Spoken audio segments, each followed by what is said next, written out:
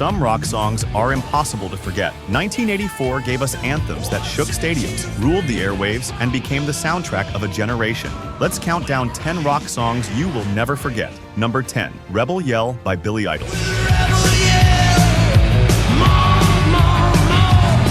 What happens when punk attitude meets whiskey inspiration? You get Rebel Yell. Billy Idol grabbed the title from backstage after hearing Keith Richards order more Rebel Yell bourbon. I set you free, I brought you to me, babe.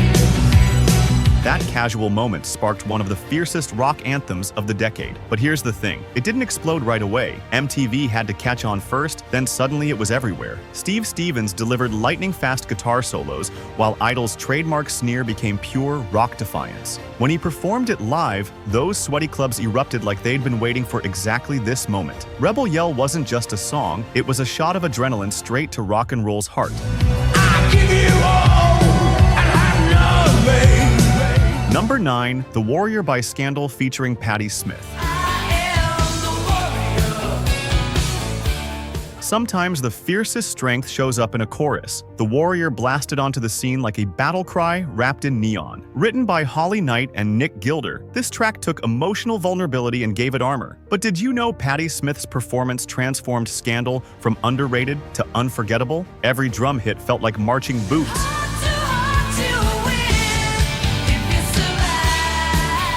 And that hook became a shout-along anthem.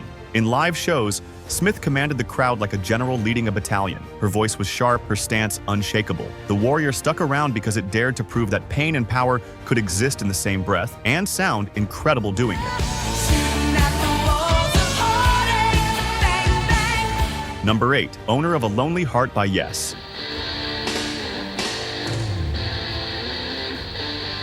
Nobody saw this coming. Yes, the band famous for sprawling epics and symphonic experiments suddenly dropped a punchy, sample-laced single under 5 minutes.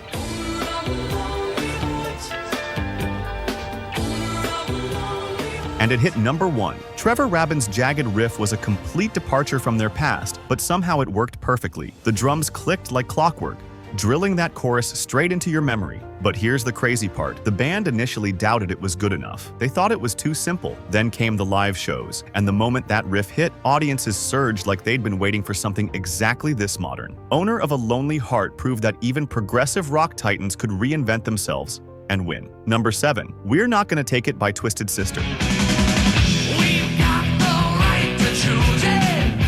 What starts with a scream and ends with a revolution? We're not gonna take it. This wasn't just a rock song, it was teenage rebellion turned into 3 minutes of pure thunder. Dee Snider wrote it straight from his battles with school, family, and walls closing in.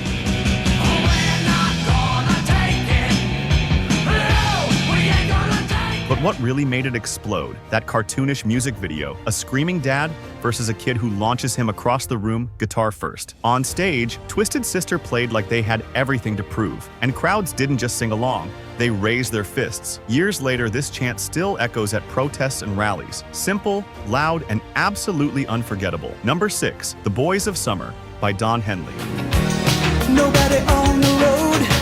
Some songs don't need to shout to completely haunt you. The Boys of Summer slips in like a memory you forgot was living inside you. Don Henley leaned into synthesizers and sparse percussion, creating this dreamlike feel.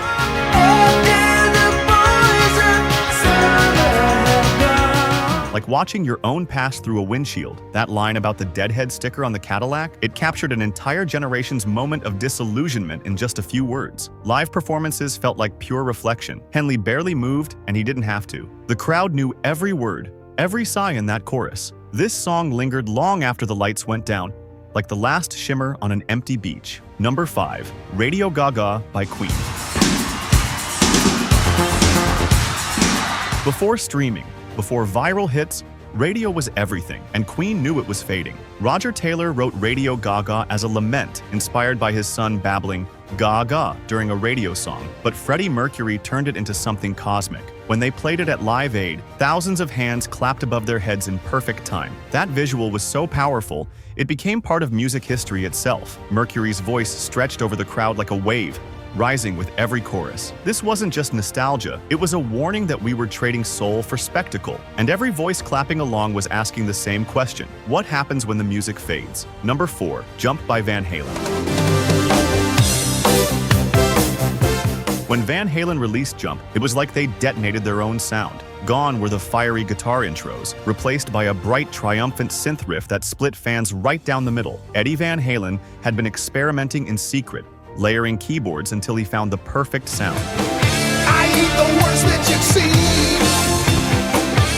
David Lee Roth wrote the lyrics after a news story about a man on a ledge. His reaction? Darkly comic, might as well jump. But Live, this song was anything but heavy. Roth leaped, spun, and kicked across the stage like he was powered by those keys themselves. It became their biggest hit, and that first synth note still feels like liftoff every single time. Number 3, I Want to Know What Love Is by Foreigner. I wanna know what love is.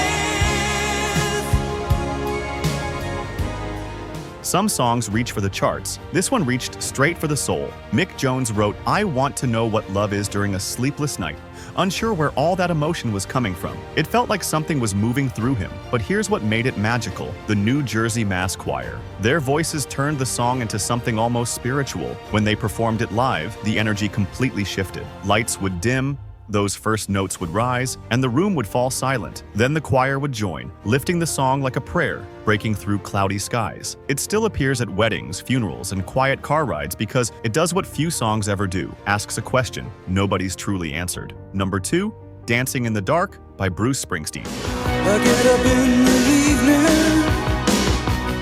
Bruce Springsteen didn't want to write another song. His manager said he needed a hit. So Bruce sat down that night and created Dancing in the Dark. The result? A tight, synth-driven groove layered over lyrics about frustration and creative burnout. It wasn't meant to sound joyful. It was meant to sound like someone trapped in their own skin. Then came that music video. Springsteen in a white t-shirt, pulling Courtney Cox from the crowd for a dance that launched both their careers. I'm just living in a dump like this. There's something happening somewhere. On stage, it became pure release. Crowds didn't just sing, they danced like they absolutely needed it. That's why it stuck, even in darkness. It found movement, rhythm, and light. Number 1, When Doves Cry by Prince. Maybe I'm just like my father too. There was no bass line, there were no rules. There was only Prince. When Doves Cry was the first single from Purple Rain, and Prince played every single instrument on the track. He stripped it down, removed the bass, and left behind something that felt completely exposed and revolutionary. The song stayed at number 1 for 5 straight weeks. But more than that, it changed what a pop song could sound like. The guitar screamed, the synths shimmered, and his voice floated somewhere between pain and perfection. How can you just leave me standing alone in the world? In concert, Prince moved like a shadow made of fire, every note feeling like it had claws. When that chorus hit, crowds would sway and snap in this kind of trance. When Doves Cry is still with us because it wasn't made for one time, one genre, or one meaning. It was made for anyone who's ever felt something they couldn't quite name.